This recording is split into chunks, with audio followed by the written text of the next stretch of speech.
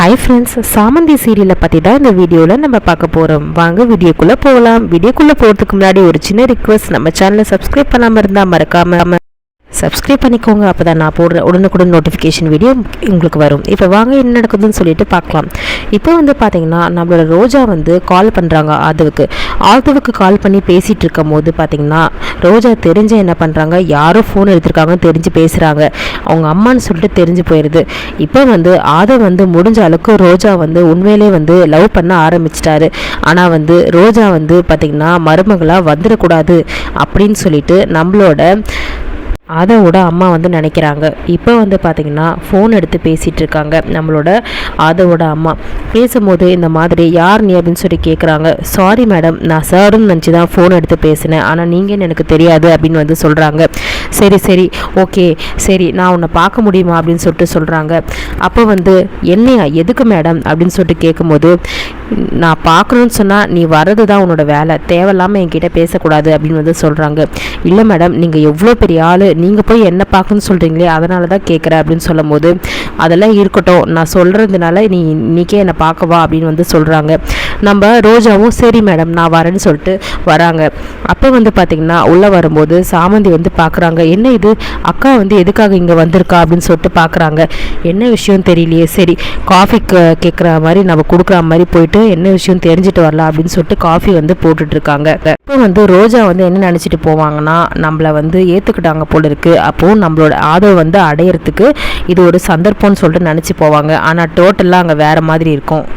ஆதவோட அம்மா பேசுவாங்க. இந்த மாதிரி எதனால் நீ கால் பண்ணிகிட்ருக்க அப்படின்னு சொல்லிட்டு பேசுவாங்க. ஆஃபீஸ் விஷயமாக தான் மேம் கால் பண்ண அப்படின்னு சொல்லுவாங்க. இங்கே பாரு, என்னோடய ஸ்டேட்டஸ்க்கு நான்லாம் உங்ககிட்ட பேசுகிறதே பெரிய விஷயம்.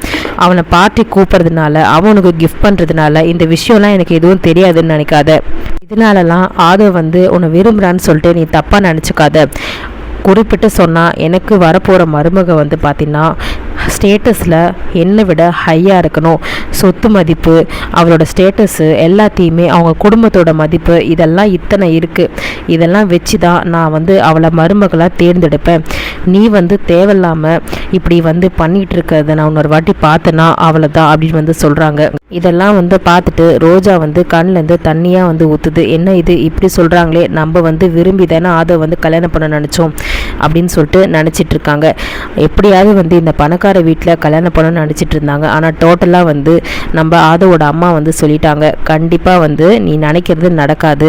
என்னோட பையன் கிட்ட இன்னொரு வாட்டி இந்த மாதிரி பார்ட்டி பப்புன்னு சொல்லிட்டு எதனா சுற்றிட்டு அவன் மனசை எதனா மாற்றுறதுக்கு நினச்சின்னா அப்புறம் நான் என்ன பண்ணுவேனே தெரியாது அப்படின்னு சொல்லுவாங்க.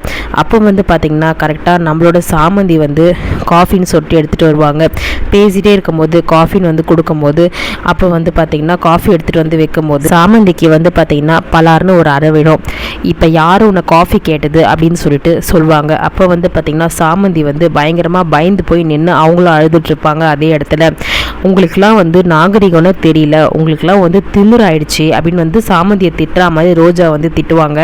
அதாவது என்ன சொல்லுவாங்கன்னா, இந்த மாதிரி தேவையில்லாமல் என்னோடய ஸ்டேட்டஸ்க்கு எதிராக இருக்கிறவங்கள தான் சேர் போட்டு நான் உட்கார சொல்வேன். இவ ஒரு வேலைக்காரி, இப்போயோ இவளுக்கோ உனக்கோ எந்த டிஃப்ரென்ஸும் கிடையாது. ஆனால் எனக்கு சரிசமமாக இருக்கிற உங்களுக்கு திமிராயிடுச்சு ரொம்ப அப்படின்னு சொல்லிட்டு திட்டுவாங்க சாமந்தியை.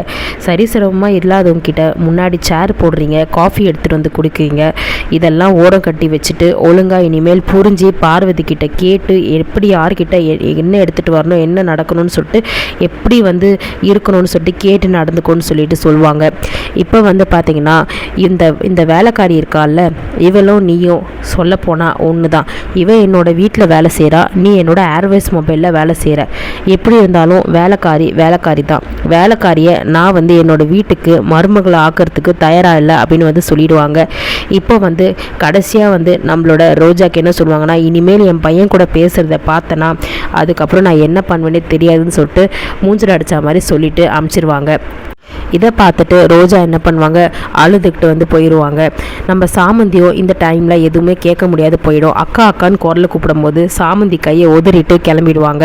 இப்போ வந்து பார்த்திங்கன்னா நம்மளோட ரோஜா வந்து அழுதுட்டு இருக்கும்போது ஃப்ரெண்டு வந்து கேட்பாங்க, என்னடி நான் அப்போவே சொன்னேன்ல இதெல்லாம் தேவையில்லை, நீ தேவையில்லாத வேலை பண்ணுறேன்னு சொல்லிட்டு, பாத்தியா இப்போ வந்து என்னெல்லாம் நடக்குதுன்ட்டு.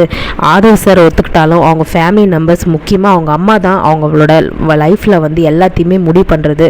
இதெல்லாம் வந்து நான் அப்போவே வேணாம்னு சொன்னேன், கேட்டியா, இப்போ பாரு நீ தான் அவமானப்பட்டு வர அப்படின்னு சொல்லும்போது, இதை நான் விடவே மாட்டேன் அப்படின்னு வந்து சொல்கிறாங்க. இதை கண்டிப்பாக நான் ஆதவ் சார்கிட்ட சொல்லி நான் ஒரு வழி பண்ணுறேன் அப்படின்னு வந்து சொல்லுவாங்க. இங்கே பாருடி, நீ சொன்னினா உன்னோட வேலைக்கே வந்து இல்லாத வாய்ப்பு இருக்குது அப்படின்னு வந்து சொல்கிறாங்க. அவர்கிட்ட சொல்லி அவர் வந்து மனசில் என்ன நினைக்கிறாருன்றதை நான் தெரிஞ்சுக்கணும் அப்படின்னு வந்து சொல்கிறாங்க. இப்போ வந்து பார்த்திங்கன்னா 2 நாளாக நம்மளோட ரோஜா வந்து ஆஃபீஸ்க்கு வந்திருக்க மாட்டாங்க. ஆனால் ஆதவ் வந்து தேடுவார் ரோஜாவை. என்ன இது, ரோஜா வந்து ஃபஸ்ட்டே வந்துடுவாங்களே, அவங்க ஏன் ஆஃபீஸ்க்கு வரலன்னு சொல்லிட்டு கேட்கும்போது, இல்லை சார் அவளுக்கு கொஞ்சம் உடம்பு முடியல அப்படின்னு வந்து சொல்லுவாங்க. இப்போ ரோஜா கிட்ட வந்து பார்த்திங்கன்னா அடுத்த 3ஆவது நாள் ரோஜா வந்து வருவாங்க. என்ன ரோஜா 2 நாள் வந்து ஆஃபீஸில் ஏதோ உடம்பு முடியலன்னு சொல்லிட்டு சொன்னாங்க, என்னாச்சு இப்போ ஓகேவா அப்படின்னு சொல்லிட்டு கேட்கும்போது, ஓகே சார் அப்படின்னு சொல்லிட்டு சொல்கிறாங்க. ஏன் என்னாச்சு, உனக்கு எதனா ப்ராப்ளமா, எதனால் உடம்பு சரியில்லாத ஆச்சு, இல்லை அன்றைக்கி வந்து பர்த்டேன்னு சொல்லிட்டு எதனா வந்து ட்ரிங்க்ஸ் எதனா சாப்பிட்டதுனால எதனா ஆயிடுச்சா அப்படின்னு கேட்கும்போது, எனக்கு உடம்பு சரியில்லாத காரணமே நீங்கள் தான் சார் அப்படின்னு வந்து சொல்லுவாங்க. நம்மளோட ஆதவுக்கு ஒன்றுமே வந்து புரியல. என்ன சொல்கிற நீ, நான் காரணமா அப்படின்னு சொல்லும் போது, இல்லை சார் எனக்கு நீங்கள் கொடுத்த சர்ப்ரைஸ் வந்து நான் நினச்சிக்கிட்டே போனேன், அதுக்கப்புறம் வந்து எனக்கு உடம்பு சரியில்லாமல் திடீர்னு வந்து முடியாமல் ஆயிடுச்சு, அவ்வளோதான் அப்படின்னு வந்து சொல்லிட்டு, இந்த விஷயத்தை இப்போதைக்கு சொல்ல வேண்டாம், நம்ம பொறுமையாக சொல்லிக்கலாம்னு சொல்லிட்டு வெயிட் பண்ணுவாங்க நம்மளோட ரோஜா. ஆனால் ஆதவ் வந்து நினைக்கிறாரு ஏதோ ரோஜா மறைக்கிறாங்க, ஆனால் என்னென்னு தெரியல அப்படின்னு சொல்லிட்டு. ஆதவ் வந்து எப்போ ப்ரப்போஸ் பண்ண போகிறாரு அப்படின்றது தெரியல.